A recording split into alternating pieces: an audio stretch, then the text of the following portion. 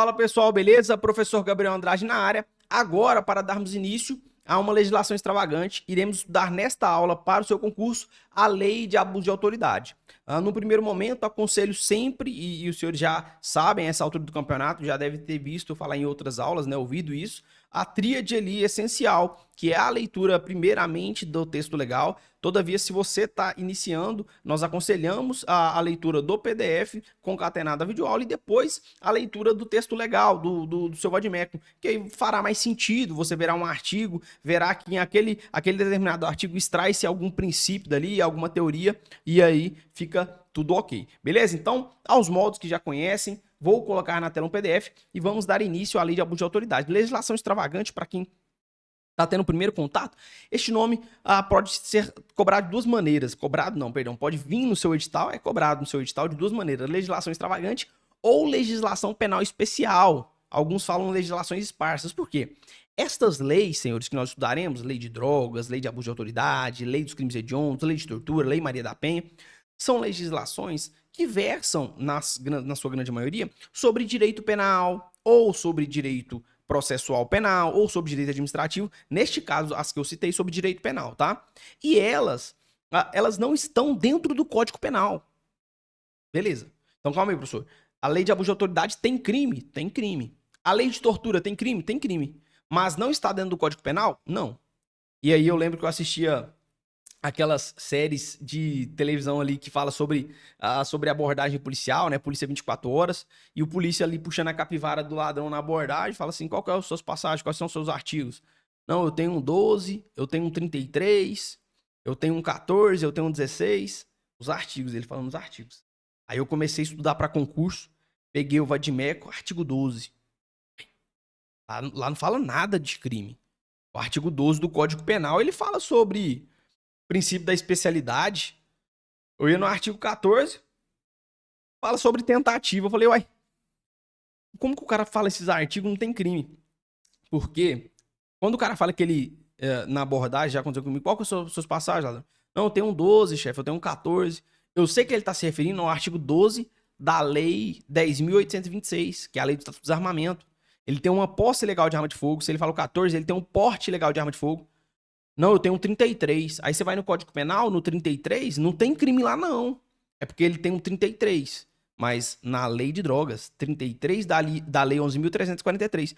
Então, essas legislações extravagantes, esparsas, por que elas chamam extravagantes? Porque elas extravasam os marcos penais. Elas não estão dentro das quatro linhas do Código Penal. Elas estão fora. Então são leis especiais, leis penais especiais, legislações extravagantes. Elas extravasam os marcos penais. Por isso, essa nomenclatura. E hoje, nós veremos a lei de abuso de autoridade, tá bom? Lei de abuso de autoridade, na tela aí com os senhores, para os senhores compreenderem, tá? Deixei o vadimécum aberto aqui, que ele é essencial. Não é uma legislação muito extensa e ela se divide em duas partes, tá? Em parte geral, que vai até aqui é o tópico 6 nosso, tá? E parte especial. Parte especial, nós temos crimes e penas. Então você vai ver que tem crime, as condutas que constituem crime de abuso de autoridade. Pessoal, o que é mais importante para mim?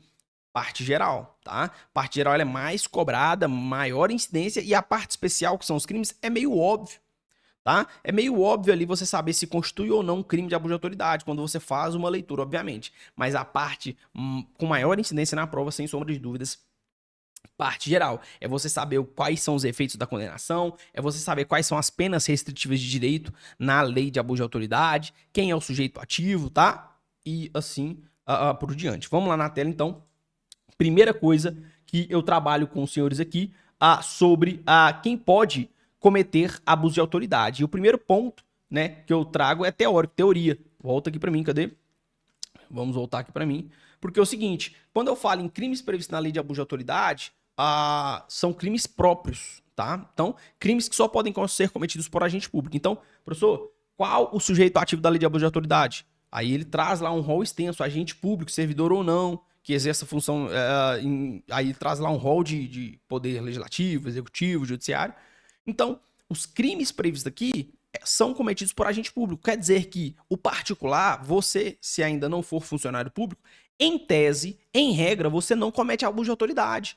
Eu, policial militar, cometo abuso de autoridade, posso vir a cometer abuso de autoridade. Então, via de regra, sujeito ativo no crime de abuso de autoridade, funcionário público, tá? Então, os crimes ali previstos são crimes próprios. Observação, OBS, no caso tem uma exceção. O particular, pergunta na sua prova, candidato, o particular ele pode cometer abuso de autoridade? E a resposta é sim. Desde que, aí ele traz uma condição sine qua non, uma condição sem a qual não seria possível, tá?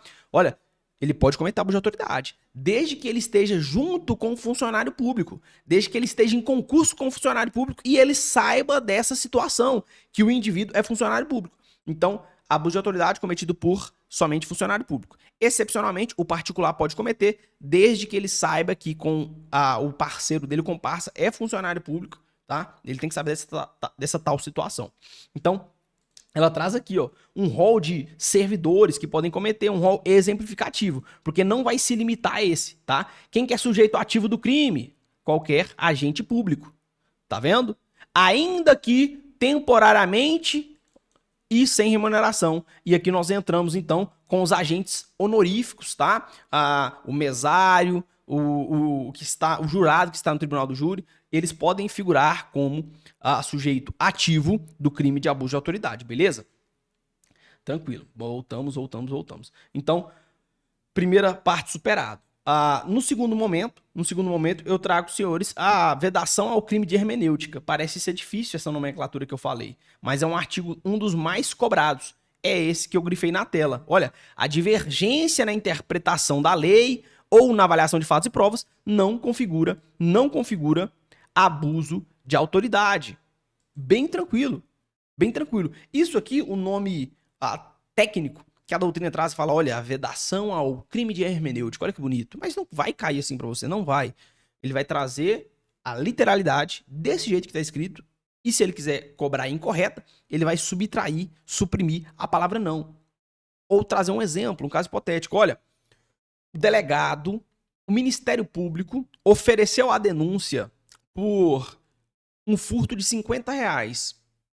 Aliás, um furto de R$5. Fulano furtou R$5. O Ministério Público viu o inquérito, tudo, e o Ministério Público falou assim, o promotor, isso é crime, vou oferecer a denúncia. Ofereceu.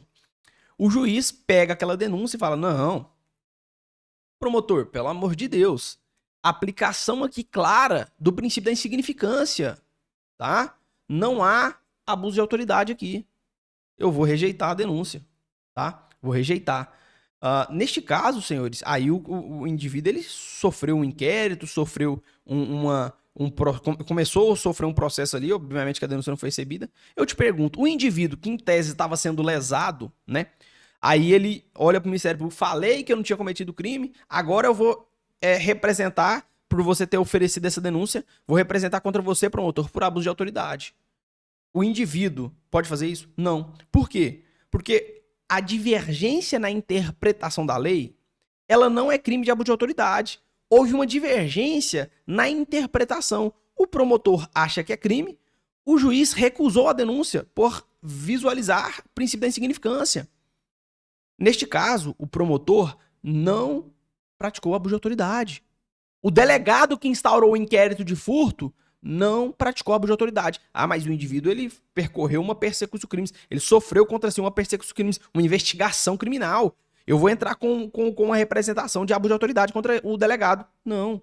Porque a lei fala, a lei é clara. A divergência, vamos lá na tela para os senhores, a divergência na interpretação da lei ou na avaliação dos fatos e provas não configura abuso de autoridade. Beleza? Então, muito cobrado, muito recorrente, leve para sua prova aí. Beleza? Então, vamos lá dar continuidade.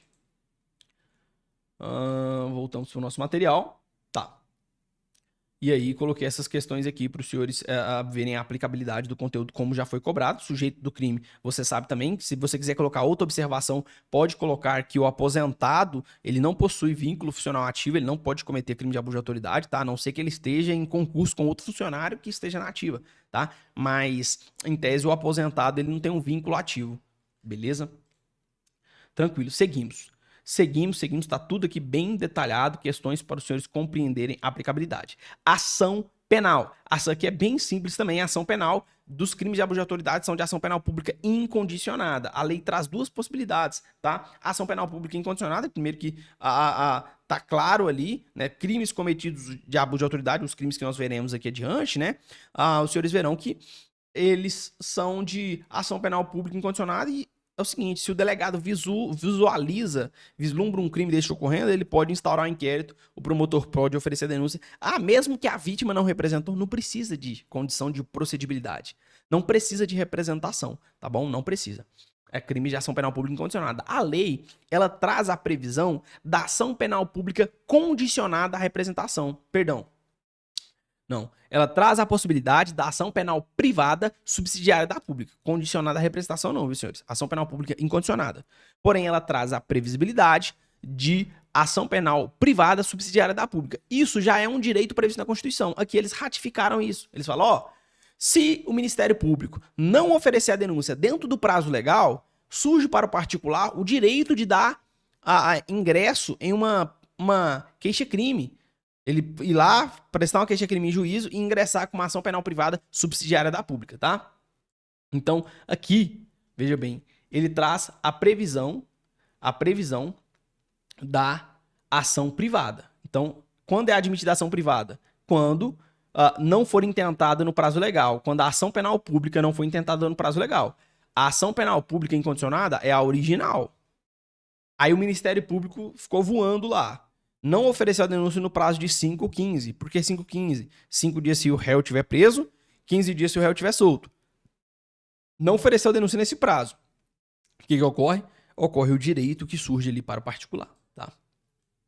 Já previsto na Constituição. 6 meses para você exercer esse direito de representação, tá?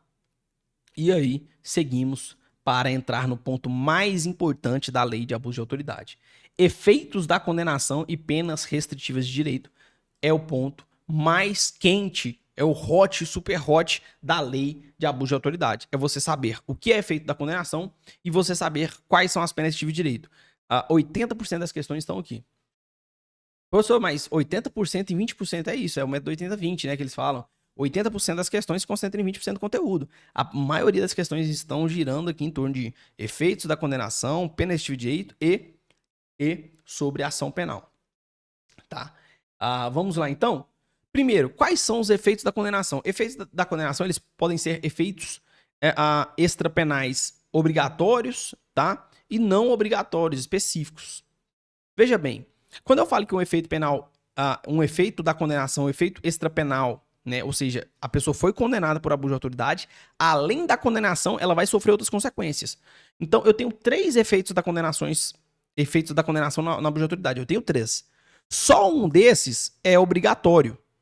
Como assim, professor? Quer dizer que o outro ele não precisa cumprir? Não. Quer dizer que automaticamente ele vai sofrer aquele efeito. Os outros efeitos, o juiz precisa falar na sentença. Quer ver? Vamos lá na tela? Ó. Então, 3 efeitos da condenação. 1, 2, 3. Este primeiro, que é indenizar o dano causado pelo crime, ele é obrigatório. Quer dizer que o indivíduo foi condenado, o juiz não precisa falar nada. Ele vai sofrer esse efeito aqui. Agora, esses 2 efeitos aqui, senhores, eles são efeitos específicos. O que quer dizer? Quer dizer que esses 2 efeitos, primeiro, o juiz precisa declarar na sentença. E segundo, só pode sofrer esses efeitos quem for reincidente em crimes de abuso de autoridade. Beleza? Só pode sofrer esses efeitos quem for reincidente em abuso de autoridade. Então o indivíduo foi condenado pela primeira vez. É só o inciso 1. O 2 e o 3 ele não vai sofrer. Tá? Além disso, ele, na segunda vez, quer dizer que obrigatoriamente ele vai sofrer? Ele cometeu pela segunda vez abuso de autoridade. Quer dizer que obrigatoriamente ele vai sofrer? Não. O juiz tem que declarar na sentença. Então, o 2 e o 3, o juiz tem que declarar motivadamente na sentença. Tem que motivar o porquê e o indivíduo tem que ser reincidente. Quais são esses efeitos? Indenizar o dano causado pelo crime, inciso 1. Inciso 2, inabilitação para o exercício do cargo, mandato ou função pelo período de 1 a 5 anos. Esse aqui é o que vai te confundir na hora da prova. E perda do cargo, mandato ou função. Por que esse daqui é o que vai te confundir na hora da prova? Porque lembra que eu falei que eu tenho penas restritivas de direito? E as penas restritivas de direito tem uma que é muito parecida com essa. Então você vai decorar. 1, 2, 3. Inabilitação pelo período de 1 a 5 anos, perda do cargo. Quando eu falo em pena restritiva de direito, olha só, eu tenho só duas. Eu tenho a prestação de serviço à comunidade, PSC, e eu tenho a suspensão do exercício do cargo de 1 ano a 6 meses. Perdão, de 1 a 6 meses. Com a perda dos vencimentos, sem receber. Essas são as duas penas restritivas de direito. Professor, mas... Então, beleza. Uma coisa é efeito da condenação, outra coisa é pena restritiva de direito. Sim. Quando que eu tenho o efeito da condenação? Quando o indivíduo foi condenado. Ele foi condenado. Além de ser condenado a uma pena, e essa pena será restritiva de liberdade, privativa de liberdade. Então, o indivíduo cometeu abuso de autoridade, aí o juiz dá uma canetada lá, 2 anos de cadeia para você. Além disso, ele vai sofrer um desses efeitos da condenação. E aí vai depender dos critérios que falamos. Indenizar o dano causado é obrigatório, ele vai sofrer. Agora, o 2 e o 3 dependerá. Tranquilo. Aí, quando o juiz dá canetada, olha, 2 anos de cadeia, a depender dos critérios, o juiz ele pode substituir essa pena de 2 anos por uma pena restritiva de direito. Seja uma prestação de serviço à comunidade ou seja a suspensão do exercício do cargo com a perda dos vencimentos. Beleza? Então o juiz pode fazer essa situação aí. Suspender prestação de serviço à comunidade e suspensão do exercício do cargo pelo prazo de 1 a 6 meses. Aí a pena de 2 anos esquece. Então aprenda, a pena restritiva de direito, que são essas duas, elas visam substituir a privativa de liberdade. Ao invés de você ir pra cadeia e ficar 2 anos lá, vai prestar serviço pra comunidade. Ao invés de você ficar na cadeia lá 2 anos, faz o quê? Vai ser suspenso do seu cargo, mandato à função, pelo período de 1 a 6 meses. Beleza? Então, esses dois são os efeitos, são as penas restritivas de direito. E aí nós fizemos uma tabelinha, deixa eu ver se eu coloquei no material aqui para vocês, senão eu vou editar e colocar, tá? Tem uma tabelinha, senhores. Não trouxe a tabelinha.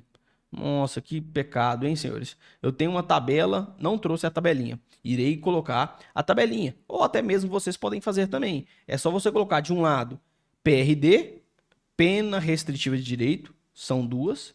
E do outro lado você vai colocar efeito da condenação, que são 3. Qual que você não pode confundir? Inabilitação, principalmente. Porque a inabilitação pelo período de 1 a 5 anos confunde com a suspensão, tá? Beleza. Essas penas restritivas, olha só, elas podem ser aplicadas de forma autônoma ou cumulativa. Ou seja, o juiz pode aplicar só uma, pode aplicar só 2. Tá vendo aqui? Previsto na lei, colocamos os artigos também. Show de bola ou não? Aqui nessa tabelinha a gente colocou diferenciando, mas não colocou do jeito que eu queria na hora. Provavelmente eu devo ter me esquecido, tá? No slide, é porque eu abri o PDF, mas no slide eu coloquei de forma separada. De um lado PRD, de outro efeito da condenação, mas no detalhe, tá? Então aqui é o núcleo duro da lei de abuso de autoridade. E aí nós damos continuidade agora para compreender as questões que são obrigatórias os senhores fazerem, óbvio, né? Sobre a independência entre as instâncias. Veja bem, sanções de natureza civil e administrativa. Então aqui, ó, só voltando na lei lá, vamos lá na lei. Vimos essas situações aqui, né? Crime de hermenêutica, sujeito ativo é crime próprio, o particular pode cometer, excepcionalmente, o idoso, o aposentado, ele não figura como agente público, não tem vinculativo, tá? Ação penal pública incondicionada, ação penal privada subsidiária da pública, o prazo dela é 6 meses. Efeitos da condenação, check. Tem que ser condicionado o quê? A reincidência para o cara ser punido por esses dois aqui, ó. Para ele sofrer, perdão, esses 2 efeitos da condenação, tem que ter o quê? Reincidência. PRD, pena restritiva de direito, temos 2 aqui.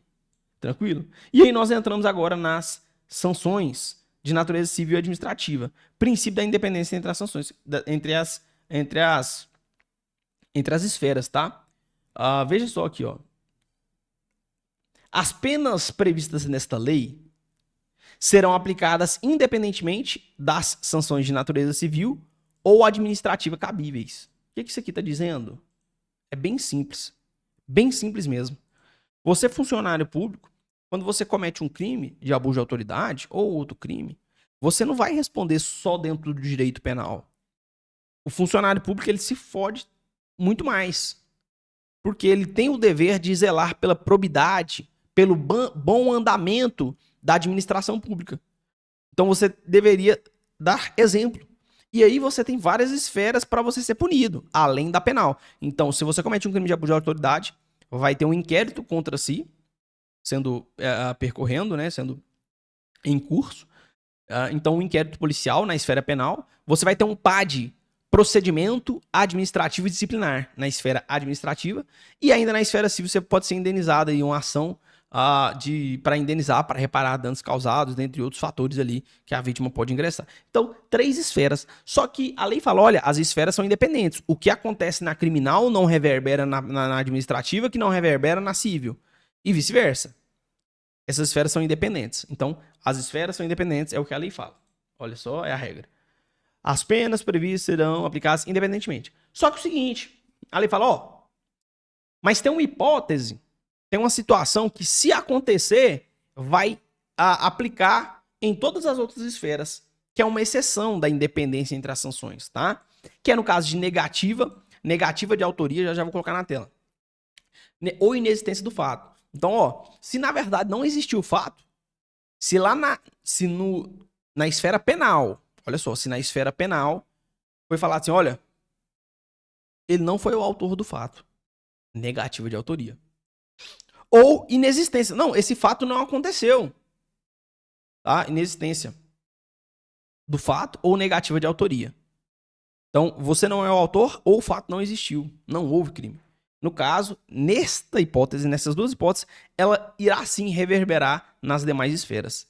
Então, as esferas não se comunicam, penal, administrativa, civil, mas se lá na penal falar negativa de autoria ou inexistência de fato, vai ser contaminado nas outras, tá bom?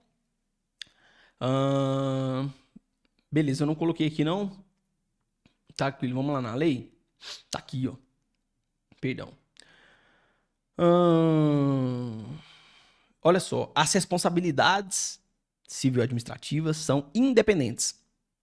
Beleza? Acompanhou aí ou não? Deixa eu ver. Beleza, acompanhou. Agora, olha isso aqui. Não se podendo mais questionar sobre a existência ou autoria do fato, quando essas questões tenham sido decididas no juízo criminal. Ou seja, quando lá no juízo criminal ele falar, olha, existência ou autoria do fato, não houve o fato, não foi ele o autor. Aí, neste caso, vai comunicar, vai ser comunicado nas outras esferas. Entendeu? Espero que sim, porque tem umas nomenclaturas mais difíceis, mas eu creio que vocês entenderam. Se na esfera penal falou não foi ele o autor, não houve fato, vai se comunicar. E ainda, ele traz no artigo 8º, fala assim, ó, se o fato for praticado em legítima defesa, estado de necessidade, em estrito cumprimento de dever legal, existe o lado direito, vai fazer coisa julgada, aí vai se comunicar também. Então, se lá na esfera penal fala, olha, na verdade ele ceifou a vida do indivíduo aí, mas no caso, ele agiu aí em legítima defesa, claramente, tá? Aí vai fazer coisa julgada material, vai fazer coisa julgada no âmbito administrativo disciplinar, tá bom? Então, o PAD que estava sendo em andamento para você ser punido não vai prosperar. Não vai prosperar. Beleza? Tranquilo. Bem rápido e objetivo. Agora, a sua missão é simples. É fazer a leitura dos crimes em espécie. Tá vendo? Agora é a parte especial. A parte mais pegada é essa. Aqui é só você saber se é crime ou não. Decretar medida de privação de liberdade em manifesta desconformidade. Detenção de 1 a 4 anos. Aí, olha só, vamos dar um Ctrl F, vamos ver se tem reclusão. Não tem, ó. Perdão, aqui na verdade, não tem reclusão na abuso de autoridade. Isso daqui é uma atualização dentro da lei, mas alterando a lei de interceptação telefônica. Tá? Não tem reclusão na lei de abuso de autoridade, tá vendo? Ó, reclusão. Esse reclusão aqui, se vocês lerem, vai ver que é uma alteração da 9296. Na abuso de autoridade, nós temos somente detenção. Detenção. Isso aí, somente detenção. Beleza? Tranquilo, até assustei. Falei, ué, não tô ficando doido. Então, primeiro, só tem pena de detenção. Aí tem várias penas, de 1 a 4 anos, de 6 meses a 2 anos, tem várias. A 6 meses a 2 anos, inclusive, é infração de menor potencial ofensivo. Ah, mas você tem que dar uma atenção, tá? Em tudo, obviamente, mas uma atenção especial no artigo 14.